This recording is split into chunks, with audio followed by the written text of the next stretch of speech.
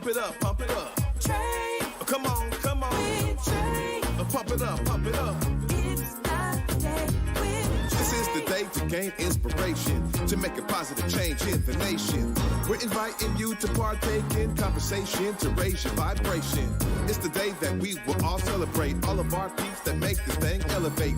Watch the negative fade away, cause it's the day with Trae.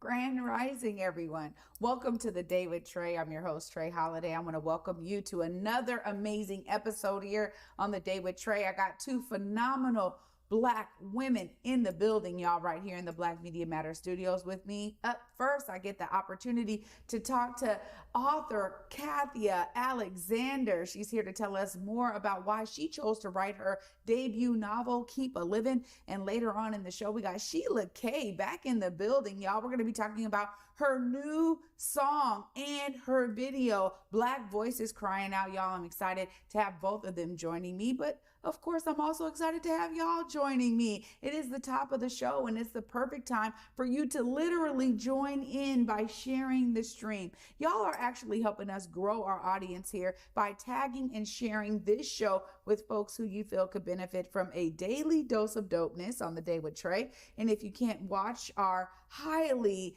produced and amazing video, don't worry. We also got amazing audio so you can listen to us anywhere you find your favorite podcast. Just search Converge Media Network and the Day with Trae. You'll find me on whichever platform is your favorite. There's a lot of them. Just search for us, y'all. We are there. I'm really excited. So, I got to dive in. Up next, we got Kathya Alexander. We're going to be talking about Keep a Living. Hi. Hi. How are you? I'm great. Thank you for having me. Yeah, thanks for coming today. I mean, every time I get the opportunity to speak with someone that decided to step into this world and share a story for others, I'm always interested in that backstory. Tell us a bit about your beginnings and why you said, I need to become an author.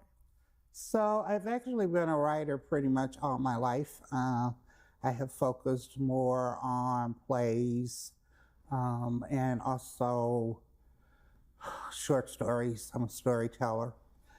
And the novel I have been writing seems like all of my life. It took about 20 years from the time that I originally started it to the time of publication. Wow. So it certainly wasn't all of a sudden decision to start writing. It's just what it has evolved into. Well, that's where you end up with a phenomenal work for folks to really dive into, because clearly there's something you want the audience to gain from this. When you think about pulling from your personal experiences to write Keep a Living, tell us about some of those pillars throughout your life that really find their way into your book. So Keep a Living is set during the civil rights movement of the 1960s in Arkansas. And the civil rights movement greatly influenced my life and still influences my writing. So what I want people to understand, I'm kind of on this mission to teach the generations coming up, current generations, about the civil rights movement. As I said, I'm a storyteller and I talk to kids in schools all the time, and I'm actually quite horrified that most people don't really understand or know any of the specifics of the most successful social justice movement that has ever existed in this country. And people all around the world used the civil rights movement as a template for their movements, as I said, globally. And then we don't know about it here in America. So what I kind of get when I talk to students is that they kind of know that Rosa Parks sat on a bus, Martin Luther King made a speech, and then they seem to think that equal rights for Black people just happened as a result kind of those two events. And I really wanted people to understand all the decades of work that happened before those two events, during that time, and just share with them. I just talked to some young people recently and asked them if they'd ever heard of the civil rights, black students, asked them if they had ever heard of the civil rights movement. They said no. They knew about Rosa Parks, they knew about Martin Luther King, but they had no context really to put them in. And I even asked if they knew what slavery was. They said no. So, yeah, that was really surprising to me. And particularly now that there's this huge push to get our history kind of erased in schools, it happened to come out at a really, I think, pivotal time. And exactly, I moaned for 20 years that it didn't come out, but it seems like this is the perfect time that a book like this would be on the market now. So really, you're bringing that history full throttle in Keep a Living. Tell us about some of the particulars that you have there that really shine a light on the civil rights era for folks to, the readers to kind of walk away with a firm understanding of. So the book kind of covers time period of 1963, which was the Children's Crusade. That's the time when all those iconic pictures that you see of dogs being sicked on children and children being attacked with water hoses, that was called the Children's Crusade. And it goes to 1968, to the death of Martin Luther King. So the book tells a lot of different stuff and backstory, but that's the actual time period of the book. And, during that time, the 4 little girls were killed in the church. Meredith Matthews was shot. Medgar Evers was shot. And those are the national things that if people know anything about, they know of the things that happened nationally. But during that time, the civil rights movement was actually a movement of local grassroots people all over the country that were working to change things in their own communities. And so I go a lot in depth to explain the things that were happening in particular areas of the South in particular, and tie them into the things that were happening on a national level.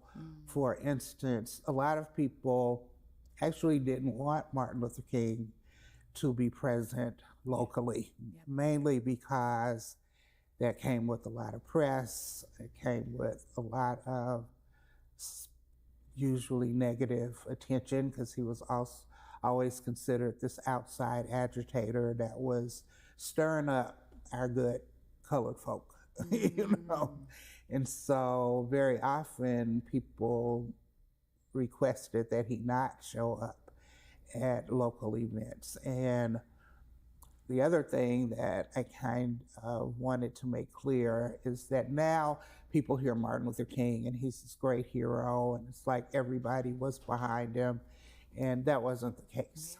Even all Black people weren't behind him. And so I actually have the mother character that kind of personifies that. She's, doesn't understand what all this fuss is about. People are getting killed, and she doesn't believe that things are ever going to change anyway. So, and they're using children. So there are a lot of Black mothers, you see the Black mothers like Ruby Bridges who walk their kids through, screaming hateful mobs of white people, but there are a lot of Black mothers that were like, I would never allow my child to be put in that kind of circumstance. Understandably, certainly accolades to those parents who did, but there were a lot of my character, Belle in particular, is like, no way, am I going to let my child do that? And so I kind of explain a lot of things that were happening on the local level in different parts of the South, in addition to Martin Luther King. So you're pulling together all of these historical pieces into a novel. Yes. So this is still like a fictional work, Yes. but you're basing it off of the reality of that time period. Absolutely. This is a really great way to do it too, because I think when we think about characterization, people can connect to a character, right? Mm-hmm. Sometimes it's easier to digest when it's in a novel format, when it's a story format, a story they can follow. So this is really exciting. And how it influences. So the story is actually about this family, but it's a coming of age tale about this little girl who's, living during a time when everything is changing all over the country, let alone in her own family. And I have a brother who is a DJ who travels around the country reporting on all of the events that are happening. And so what I have found, because again, I tell stories to students in Seattle public schools, actually all around the state, and because it's told from the perspective of this little girl, kids can relate, and they're hurt when she's treated mean because of her race. And, they can empathize in a totally different way than if they were just getting just the facts, ma'am. Yeah. So. Well, this is clearly a combination of research, the factual piece of it, and then the creative. So I love how you've blended this together in a really great way to connect. I'm excited to get my copy, Kathya. Of course, I got to give you time. Look right here in the camera. Let folks know how they can purchase this amazing book. Actually, right now, Elliott Bay Books have copies of the book, and you can also get them at books at AuntLute, AuntLute.com. AuntLute is a feminist press that actually published the book. Wow. Kathya, thank you so much for Thank coming you. today and shedding some light on this phenomenal work. Thank you for having me. I appreciate it.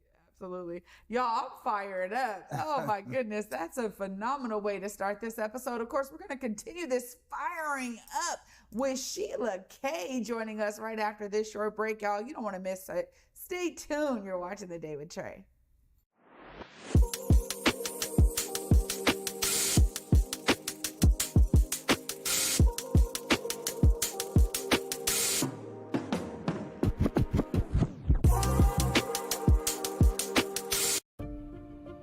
Sports has the power to heal, instill leadership principles, and brings community together under a common cause.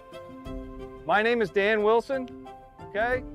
And I'm here from Seattle, Washington. It's a long way away. You're in the heart of the South.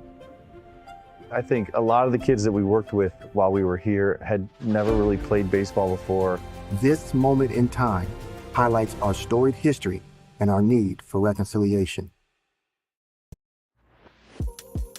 Washington's charter public schools prioritize equitable learning opportunities for all students and strive for openness at every level.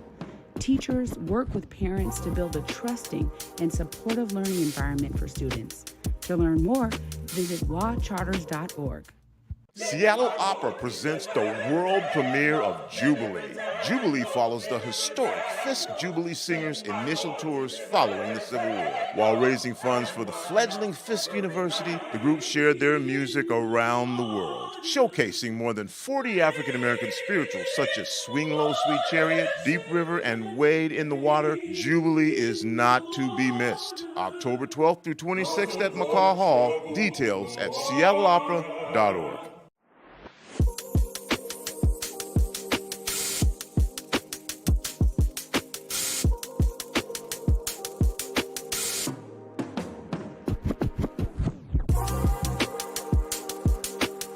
Welcome back, everyone, to The Day with Trae. I'm your host, Trae Holiday. Joining me now is Sheila Kay. What's up, Sheila? What's up, Trae? Good to see you I'm again. happy to be here. Yeah, well, this is exciting because you're a phenomenal songstress, and you've been able to pour your love into the community through so many different ways, but song is one of those ways. Tell us about that gravitational pull to create art in terms of song. Well, you know, I'll just back up a little bit. I raised 5 kids on my own after a nasty divorce. And so I put sort of my dreams on hold.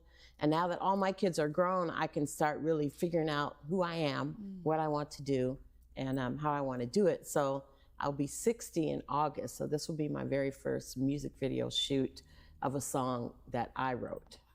I wrote the lyrics, and my producer, Jamal Rockfizzle Robinson, he did the music. So how it came about was during 2020, when everything was on lockdown and George Floyd was murdered.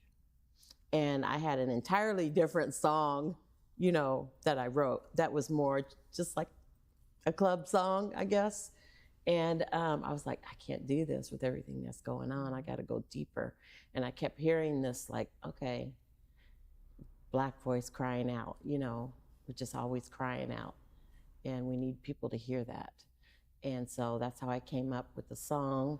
And we worked on it a bit to get it to where it is. And this is what we're going to be doing. We'll be shooting the video June 29th at the Pits, Stanley Sayers Park, the boat dock, the Pits.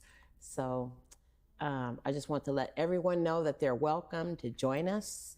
And we want everyone to show up in their Black Lives Matter t-shirts or something Afrocentric, and just get the word out there. Get the word out there. Well, songs always take that form of collaboration. How did you and Rockfizzle get together for this phenomenal song?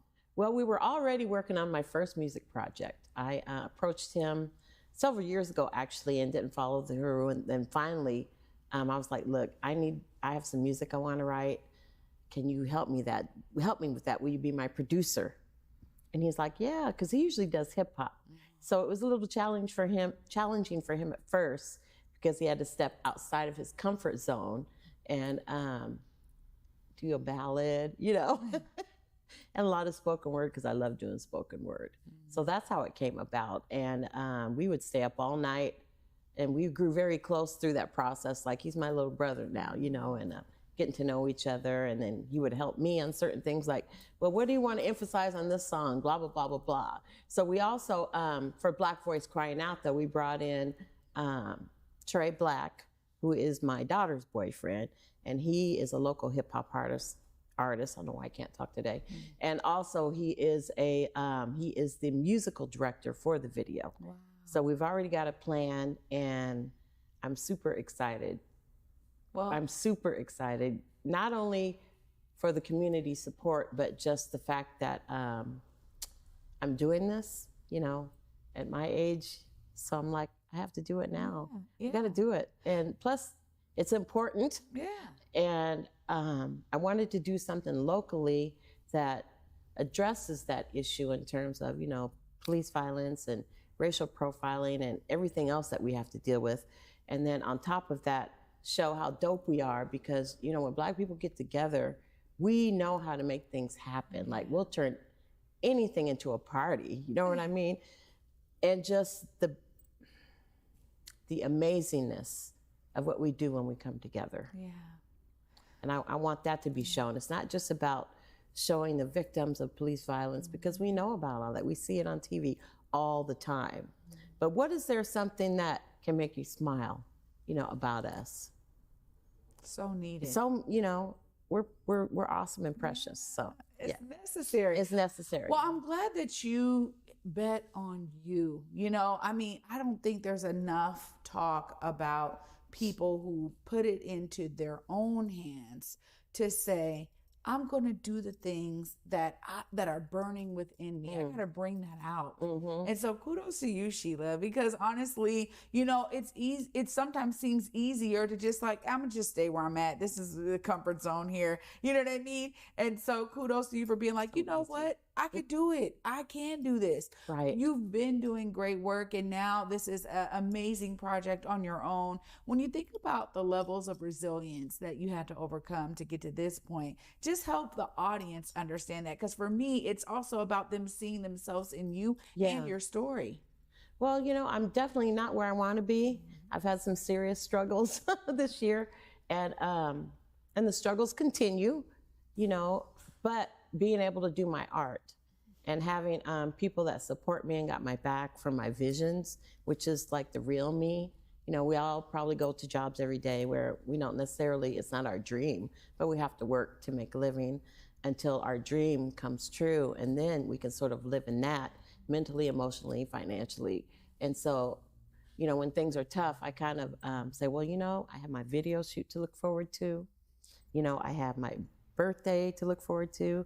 And so, which is also going to be an event. It's August 17th, and it's going to be my birthday, but also storytelling and the community showing up. It'll be an open mic. It'll be at the Flight Path. So I want everyone to be a part of that as well, and everyone to be a part of this video shoot, because I remember when we had the march when George Floyd got murdered, that march down Rainier Avenue. Do you remember that? And I always go back to that because that is what ignited me to write this particular song. Wow. And So it's been brewing for some time. It's been brewing for a while. Wow. So finally I'm like, yes. And I got a really solid team, and I'm excited about that because support is everything. It really is. It really is. It helps you get through to the finish line. Well, Sheila, of course, you gave some details, but we got to get people there for this amazing video shoot. Look right here. Let them know how they tap in to this phenomenal opportunity for your video shoot. Hey, everybody. So we're going to be at the Pits. It's on Lake Washington, Stanley Sayers Memorial Park. It's also a boat dock. We're going to do the video shoot there on Saturday the 29th from noon until 3. We'll be shooting it in 3 parts. Snacks and water will be provided. If you're a vendor or you want to set up camp down there and sell some food, you're more than welcome to. Everyone is welcome, but we need everyone to be there at noon with your Black Lives Matter t-shirts on or some sort of Afrocentric theme. And let's just do it. Let's have a good time. Let's represent Seattle. There we go. Sheila, kudos to you. Congratulations, my friend. Great to see you again. Good to see you too. Y'all, I'm telling you, I told you we had some phenomenal queens in the building. I'm going to wrap all of this up right after this short break. Stay tuned. You're watching The Day with Trae. Africa Town Plaza is our latest affordable housing development project. It's 126 units of affordable housing over community commercial space. It's the first time in my career, and I've been doing this for 10 years, that I was able to design for people who look like me. Africa Town Plaza is a beacon of hope. Africa Town Plaza is a love letter to the community.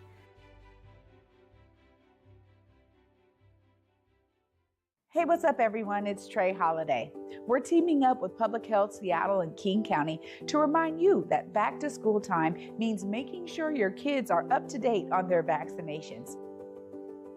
Public Health Seattle and King County is offering free back-to-school vaccine clinics for kids ages 0 to 18 all fall. You heard that right, free. No matter what your insurance situation is, they got you covered.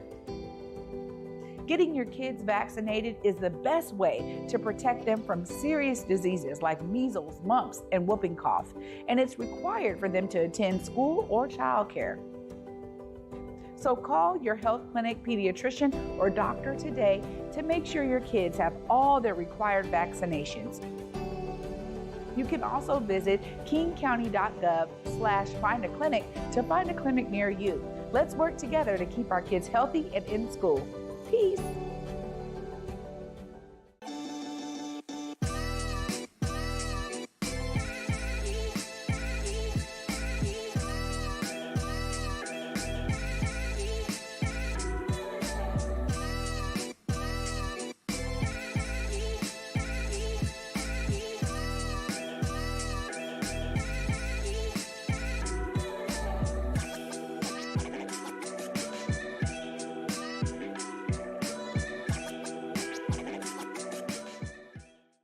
Welcome back, y'all, to The Day with Trae. I'm your host, Trae Holiday. I want to thank my guests and thank y'all for joining me for this phenomenal episode. You know, I'm so inspired by the work of my guest today. Huge shout out to Kathya Alexander, author of Keep a Living. I'm so glad I got my copy because I will definitely be reading this with my family. I think it's important for us to identify and understand those specifics of the civil rights era that are still playing out to this very day. So shout out to the author, Kathya Alexander, for pouring her love into this work. Please make sure y'all tap in with Elliott Bay Books. Y'all can get this phenomenal work there. And also, I'll say huge shout out to Sheila Kay for being here, inviting all of us to participate in this amazing video shoot on the 29th of the month. Make sure y'all go down there to the docks. It's gonna be a blast. I already know, because they're ready to turn up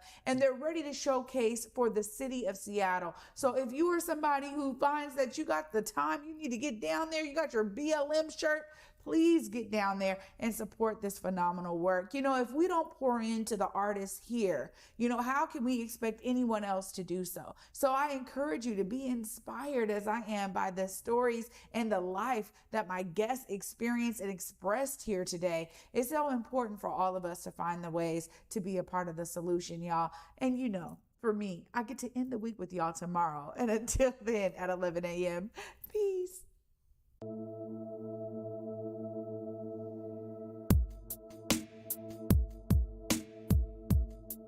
Converge Media produces culturally relevant content for Black and urban audiences. Our coverage is raw, transparent, and objective, praised by community leaders, government officials, and residents. Support Converge Media today via Venmo, Cash App, or PayPal at Converge Media.